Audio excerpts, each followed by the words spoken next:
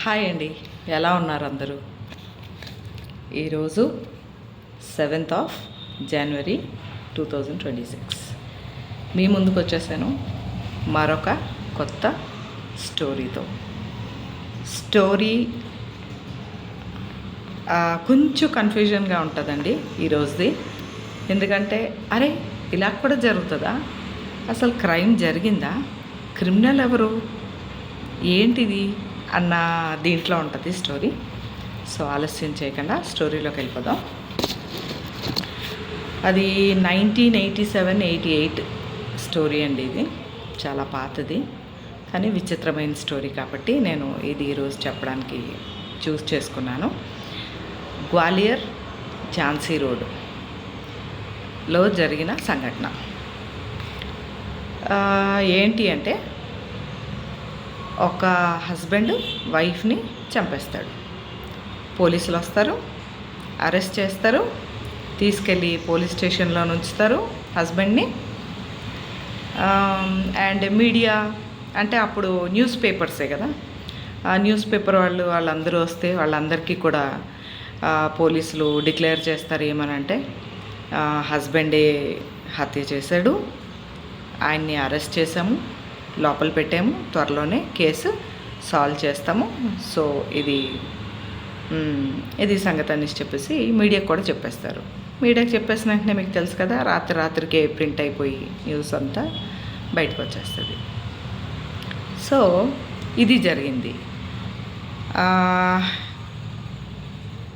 Doctor Sharma అనేసి forensic expert అప్పట్లో, ఆయనకి ఒక కాల్ వస్తుంది సేమ్ పోలీస్ స్టేషన్ నుంచి, ఈ ఝాన్సీ రోడ్ పోలీస్ స్టేషన్ నుంచి కాల్ వచ్చి, డాక్టర్ గారు ఇలా జరిగింది, మొత్తం స్టోరీ అంతా ఎక్స్ప్లెయిన్ చేస్తారు. ఇలా జరిగింది, సో మీరు ఒకసారి వచ్చి మీరు చూస్తారా అని చెప్పేసి రిక్వెస్ట్ చేస్తారు. ఇంతకీ ఏంటి కేసు అంటే, ఇలాగ భార్యాభర్త గొడవలు పడేవారంట, ఈరోజు అతను ఆవిడని చంపేశాడు, సో తీసుకొచ్చి అరెస్ట్ చేశాము అనేసి అంటే, డాక్టర్ ఏమంటారంటే, ఇంకా దాంట్లో మరి అన్నీ తేలిపోతే దాంట్లో నేను చేయాల్సింది ఏముంది వచ్చి అనేసి అంటే, లేదు డాక్టర్ ఒకసారి మీరు వచ్చి బాడీని చూడండి అండ్ అతనితో కూడా మాట్లాడండి అనేసి అంటే, సరే అనేసి చెప్పేసి వస్తాడు పోలీస్ స్టేషన్కి. ఆయన ఫారెన్సిక్ ఎక్స్పర్ట్ సైంటిస్ట్ అన్నమాట. వచ్చి డాక్టర్ గారు ఫస్ట్ మీరు ఇతనితో మాట్లాడతారా లేదంటే ఫస్ట్ బాడీ చూస్తారా అనేసి అంటే, లేదు నేను ఫస్ట్ ఇతనితో మాట్లాడతాను, ఆ తర్వాత బాడీ చూస్తానని చెప్పి డాక్టరు ఇంట్రగేషన్ రూమ్లో ఎక్కడైతే ఆయన్ని కూర్చోబెట్టి ఉంచారో అక్కడ వెళ్ళి కూర్చొని పోలీసులందరినీ బయటికి వెళ్ళిపోమంటాడు. ఎందుకంటే నేను ఒక్కడనే మాట్లాడాలి ఇతనితో, మీరెవరు ఉండొద్దు అనేసి చెప్పేసి వెళ్ళిపోమని అతనికి అడుగుతాడనమాట. ఏంటి నీ భార్యను నువ్వు చంపేశావా? అవును సార్ అంటాడు. ఎందుకు చంపేశావు? గొడవలు ఆడుకున్నాను సార్, కొంచెం తేడా వచ్చింది, చంపేశాను. దేంతో చంపావు? పప్పు గుత్తితో కొట్టి చంపేశాను సార్. మరి ఆ పప్పు గుత్తి ఎక్కడుంది? ఏమో సార్ గుర్తులేదు. అదేంటయ్యా నువ్వే చెప్తున్నావు కదా పప్పు గుత్తితో కొట్టి చంపేశాను అని చెప్పేసి, ఎక్కడ కొట్టేవు అని? తల మీద కొట్టాను సార్.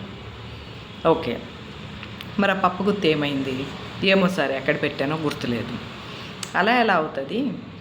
సంఘటన జరిగి ఒక 5 నిమిషాల్లోనే చుట్టుపక్కల వాళ్ళందరూ వచ్చి పోలీసులకు ఫోన్ చేసి పోలీసులు వచ్చి నేను తీసుకెళ్ళిపోయారు. ఈ లోపలనే నువ్వు పప్పు గుత్తి ఎక్కడ పెట్టావు అన్నది మర్చిపోతే ఎలాగా? ఏమైంది? పప్పు గుత్తి ఎక్కడుంది? ఏమో సార్ నాకు తెలీదు, గుర్తు రావట్లేదు, మర్చిపోయాను. డాక్టర్కి కొంచెం అనుమానం వస్తుంది. ఏంటి ఇతను నిజంగా చంపాడా లేదా, లేకపోతే ఏంటి, ఏం జరుగుంటుంది అనేసి చెప్పేసి డాక్టర్ ఒక ఫైనల్ టైం అడుగుతాడు మా తాతని. ఇది ఫైనల్, నేను నిన్ను అడుగుతున్నాను, నేను పోలీసుని కాదు, నేను డాక్టర్ని, నాకెందుకో అనిపిస్తుంది నువ్వు ఈ హత్య చేయలేదు అనేసి చెప్పేసి, సో ఫైనల్గా ఒకసారి నేను అడుగుతున్నాను, నువ్వు కానీ ఈ హత్య చేసి ఉండకపోతే మాత్రం నాకు నిజం చెప్పు. నేను ఒక్కసారి రూమ్ వదిలేసి వెళ్ళిపోయాను అంటే ఆ తర్వాత నీ తలరాత ఎవరూ మార్చలేరు అనగానే అతను బోరుమని ఏడటం మొదలు పెడతాడనమాట. ఎంత ఏడుస్తాడంటే అంత ఏడుస్తాడు. సార్ నేను చంపలేదండి, నా భార్యను నేను ఎందుకు చంపుకుంటాను అని. అదేంటి మరి చంపానని చెప్తున్నావు కదా, అందరికీ కూడా అలాగే చెప్పావు కదా అనేసి అంటే, లేదు సార్ జరిగిన సంఘటన వేరు, అండ్ పోలీసులే నన్ను నీ దగ్గర ఇంకా వేరే దారి లేదు, నువ్వు ఒప్పుకోవాలి నువ్వు చంపావు అనేసి అంటే, ఇంకా గత్యంతరం లేక నేను అవును అన్నాను సార్, ఇంకా నాకు వేరే దారి లేదు అనిపించింది, నేను మాత్రం నా భార్యను హత్య చేయలేదు సార్ అని అతను డాక్టర్ని అడుగుతాడు. సార్ మీకు పెళ్ళయిందా? అయ్యిందయ్యా. సో మీ భార్యతో మీరు ఎప్పుడు గొడవ పడలేదా? ఎవ్రీడే గొడవ, ఏదో విషయంలో గొడవ జరుగుతానంట, ప్రతి ఇంట్లో జరుగుతుంది కదా సార్, గొడవ పడినంత మాత్రాన భార్యను చంపేసుకుంటావా? నేను చంపలేదు సార్. ఓకే సరే, సరే అయితే నేను మళ్ళీ వచ్చి నీతో మాట్లాడతాను అనేసి చెప్పేసి పోలీసుల దగ్గరికి మళ్ళీ రిటర్న్ వెళ్ళి డాక్టరు చెప్తాడు ఏంటంటే, నాకు ఒకసారి బాడీ చూపించండి అంటాడు. అప్పటికే పోస్ట్మార్టం అవ్వలేదు, ఎందుకంటే ఆ రోజుల్లో 1987, 88 టైంలో అంత ఫాస్ట్గా రెస్పాండ్ అయ్యేవారు కాదు. విఐపి తాలూకా బాడీ కానీ ఏమన్నా వెరీ ఇంపార్టెంట్ అంటే మట్టుకు చేసేవారు. సో బాడీ అలాగే ఉండింది. అక్కడ మార్చరీకి వెళ్ళి ఈయన డాక్టర్ గారు చూశారు, అక్కడ డాక్టర్స్తో మాట్లాడారు. ఏమనంటే, పోస్ట్మార్టం చేసినప్పుడు ఎక్కడన్నా మీకు బుల్లెట్, గన్లోంచి పేలిన బుల్లెట్ కానీ బాడీలో దొరికితే నాకు ఇమ్మీడియట్గా ఫోన్ చేయండి అని. ఆ డాక్టర్లు కూడా, పోస్ట్మార్టం డాక్టర్లు కూడా ఆశ్చర్యపోయారు. అదేంటి సార్ అలాగంటున్నారు మీరు, బుల్లెట్ తల మీద కదా దెబ్బ తగిలింది అనేసి అంటే, లేదు నేను బాడీ చూశాను కదా అందుకే నేను చెప్తున్నాను.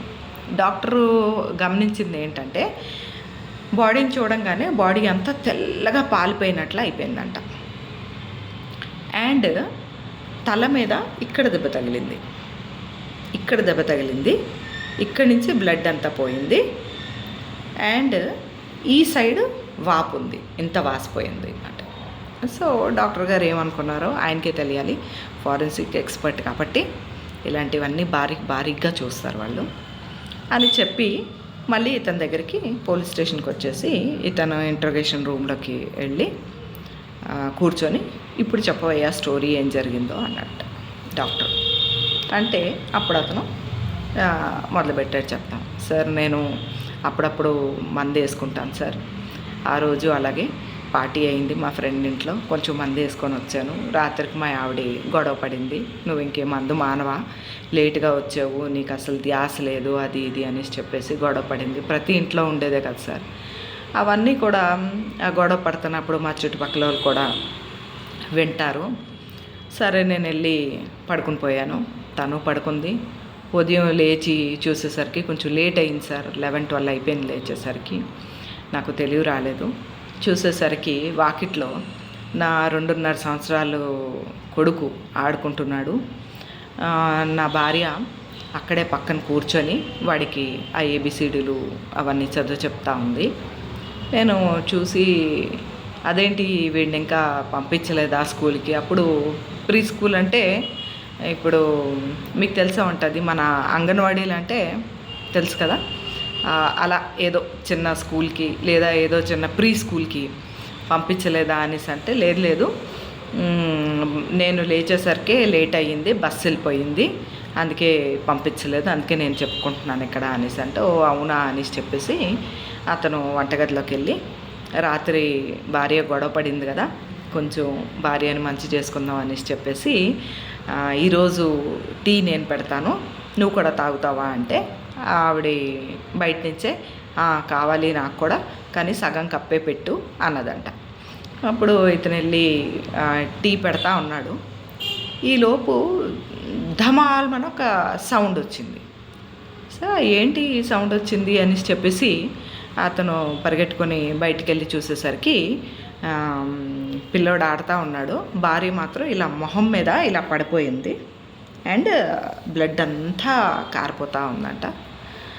గబగబా వెళ్ళి చూసి పట్టుకొని చూసేసరికి అప్పటికే ఊపిరది ఆడట్లేదు. ఏం చేయాలో అర్థం అవ్వక గట్టిగా కేకలేసేసరికి చుట్టుపక్కల వాళ్ళందరూ వచ్చేసారు.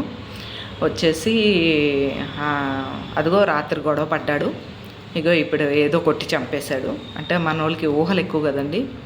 సో కొట్టి చంపేశాడు, కొట్టి చంపేశాడు 10 సార్లు. అందులోనే ఎవరో పోలీసులకు ఫోన్ చేశారు, పోలీసులు కూడా వచ్చారు.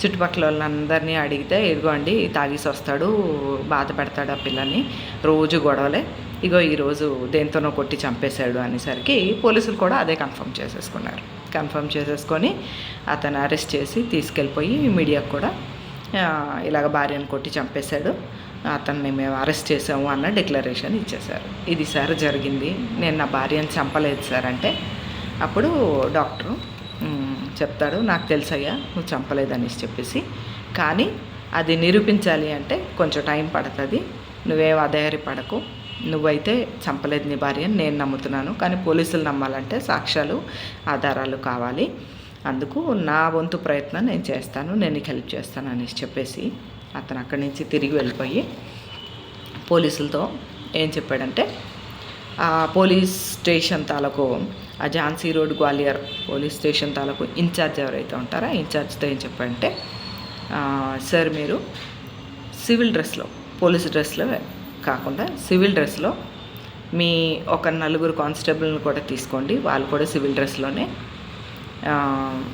ఈ చుట్టుపక్కల ఏరియా అంటే ఆ వ్యక్తిని ఎవరినైతే అరెస్ట్ చేశారో వాళ్ళ ఇంటి చుట్టుపక్కల ఏరియాలో ఎక్కడన్నా ఖాళీ స్థలం, పార్క్ లేదా ఈ కార్స్ బైక్స్ పార్క్ చేసుకునే ఏరియా ఇలాంటిది ఏదన్నా ఖాళీ స్థలం ఎక్కడన్నా ఉందా అన్నది ఒకసారి కనుక్కొని రండి, ఈ జాగింగ్ ట్రాక్స్ ఇలాంటివన్నీ కనుక్కొని రండి, అప్పుడు ఏంటి అన్నది నేను చెప్తాను మీకు అనేసి అంటే, ఆ స్టేషన్ ఇన్ఛార్జ్ ఒక 4 కానిస్టేబుల్స్ని తీసుకొని వెళ్ళి చూస్తే అక్కడ పార్కింగ్ ఏరియా ఉంది, పెద్ద పార్క్ ఉంది, అంతా ఖాళీగా ఉంది.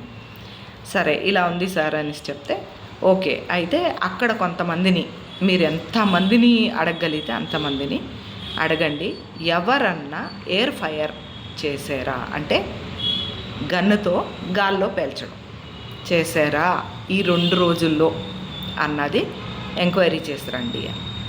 సరే అలా ఎంక్వైరీ చేయగా అందరినీ అడగ్గా ఒక ముసలాయన మాత్రం చెప్పాడట, అవును సార్ ఇక్కడ ఒక 2 రోజుల క్రితం ఒక డాక్టర్, ఆయన పేరు Bharadwaj, ayurvedic doctor. So ayurvedic doctor ఒకసారి కాల్చారు సార్ గాల్లోకి, అప్పుడు నేను ఉన్నాను అక్కడ ఒక 2 days బ్యాకే అని చెప్పాట.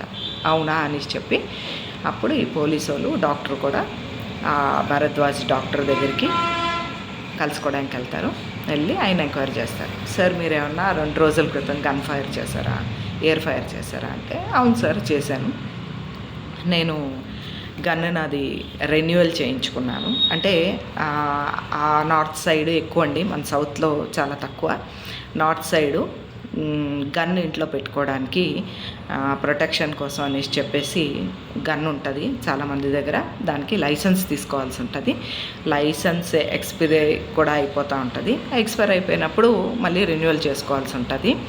ఆ ఎక్స్పైర్ అయిపోయి రెన్యువల్ జరిగే లోపు ఈ గన్ తీసుకెళ్ళి పోలీస్ స్టేషన్లో సబ్మిట్ చేయాల్సి ఉంటుంది. లైసెన్స్ రెన్యువల్ అయిన తర్వాత మళ్ళీ మీకు గన్ ఇచ్చేస్తారన్నమాట.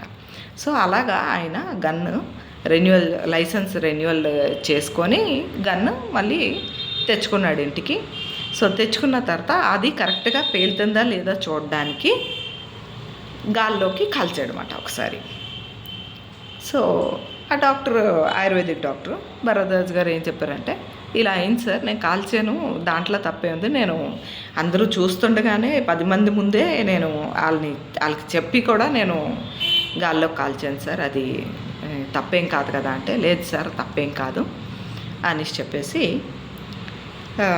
అప్పుడు డాక్టరు పోలీసులు అందరూ కలిపి ఈ ఎక్కడైతే ఇన్సిడెంట్ జరిగిందో అక్కడికి వచ్చి సీన్ని రీక్రియేట్ చేశారు. అంటే ఆ అమ్మాయి ఎక్కడ కూర్చుంది, పిల్లోడు ఎక్కడ ఆడుకుంటున్నాడు, సో గన్ ఎక్కడి నుంచి పేలు ఉంటుంది, ఆ బుల్లెట్ ఎక్కడి నుంచి వచ్చింది ఏంటి అన్నది. ఇంతకీ ఆ అమ్మాయికి ఎక్కడైతే తల మీద దెబ్బ ఉందో రైట్ సైడు అది గన్ వూండ్ అన్నమాట, అంటే గన్ షాట్. అది ఏమయ్యింది అనేసి అంటే, ఈ డాక్టర్ భరద్వాజ్ గారు ఎప్పుడైతే గాల్లోకి షూట్ చేశారో అది ఎంత స్పీడ్లోకి అయితే గాల్లోకి వెళ్ళిందో అంత స్పీడ్గా రివర్స్ వచ్చింది కిందికి. ఆ బుల్లెట్. ఆ రివర్స్ వచ్చినప్పుడు దురదృష్టవశాత్తు ఆ అమ్మాయి తలకి తగిలింది. యాక్చువల్లీ గన్ పేలిస్తే ఎక్కడన్నా పేల్చామనుకోండి, ఇక్కడ పేల్చుకుంటే ఇక్కడి నుంచి ఇటు నుంచి బయటకు వచ్చేస్తుంది, ఇక్కడ పేల్చుకుంటే వెనకాల నుంచి బయటకు వచ్చేస్తుంది. కానీ ఆ బుల్లెట్ ఏమైందంటే ఇక్కడ తగలడం వల్ల ఇక్కడి నుంచి వచ్చి ఇక్కడ స్టక్ అయిపోయింది. సో ఇక్కడ స్టక్ అయిపోవడం వలన బుల్లెట్ బయటికి రాలేదు కదా, ఇక్కడ స్టక్ అయిపోవడం వల్ల ఇది వాచింది. అందుకే ఆ అమ్మాయి బాడీ అంతా పేల్ అయిపోయింది, ఎందుకంటే బ్లడ్ క్లాట్ అయిపోయింది కంప్లీట్గా. అది జరిగింది. సో ఆ సీన్ రీక్రియేట్ చేసుకొని అప్పుడు కేసు నడిచిందండి. అది యాక్చువల్ జరిగింది. ఎంత దురదృష్టకరమైన సంఘటన. ఇదంతా ఎప్పుడు బయటపడింది అనేసి అంటే ఈ పిఎస్ నుంచి ఫారెన్సిక్ ఎక్స్పర్ట్కి కాల్ వెళ్ళడం వలన, ఆయన రావడం వలన, మాట్లాడడం వలన, నమ్మడం వలన, పదే పదే క్వశ్చన్ చేయడం వలన, బాడీని థరోగా ఎగ్జామిన్ చేయడం వలన, సీన్ అంతా రీక్రియేట్ చేసుకోవడం వలన ఆ సైంటిస్ట్కి, ఆ డాక్టర్కి, ఫారెన్సిక్ ఎక్స్పర్ట్కి హ్యాట్స్ ఆఫ్ అండి, ఆయన తెలివితేటలకి. లేదంటే ఆ అమాయకుడైన ఒక ప్రాణం పోను కదా. సో కేసు అయితే నడిచింది. స్టార్టింగ్లో, ఈ వీడియో స్టార్టింగ్లో నేను చెప్పాను కదా అయోమయమైన కేసు అనేసి చెప్పేసి. ఇప్పుడు మీరు చెప్పండి, కమెంట్స్లో పెట్టండి నాకు, ఏంటి అసలు ఈ కేసు, ఇందులో దోషులు ఎవరు, క్రైమ్ ఎక్కడ జరిగింది, ఎందుకు జరిగింది, అసలు ఎవరిని శిక్షించాలి. భరద్వాజ్ గారిది తప్పు లేదు, ఎందుకంటే ఆయన దగ్గర లైసెన్స్ ఉంది అండ్ ఆయన గాల్లో పేల్చాడు, ఆయన తప్పలేదు. అండ్ భార్యని ఇతను చంపలేదు, కానీ భార్య చనిపోయింది. సో ఆ చిన్న అబ్బాయి పరిస్థితి ఏంటి.